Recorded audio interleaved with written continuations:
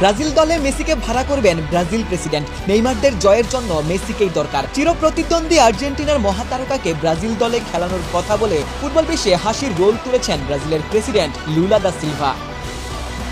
বিশ্বকাপের প্রথম ম্যাচে মরক্কোর সঙ্গে ড্র করে তীব্র সমালোচনার মুখে 5 বারের বিশ্ব চ্যাম্পিয়নরা। হতাশাজনক পারফরম্যান্সের পর সাংবাদিকদের মুখোমুখি হন ব্রাজিলের প্রেসিডেন্ট লুলা দা সিলভা। তিনি বলেন, আমি ভাবছিলাম ব্রাজিল দলে খেলানোর জন্য মেসিকেই হায়ার করব কিনা।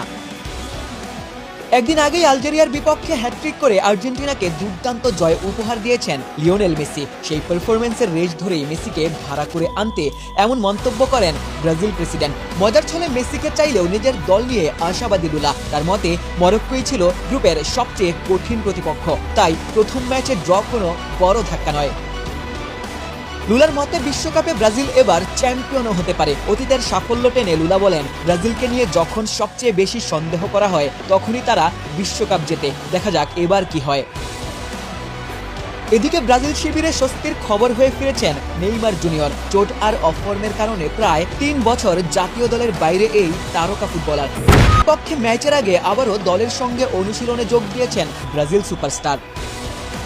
মাঠে ফিরেই নিজের চিরচেনা রূপে দেখা গেছে ব্রাজিলের সর্বোচ্চ গোলদাতাকে। সতীর্থদের সাথে যেমন হাসি ঠাট্টায় মেতেছেন, মজার ছলেই সাংবাদিকদের প্রশ্ন ছুড়ে দেন, কি আমাকে খুব বেশি মিস করেছিলে নাকি?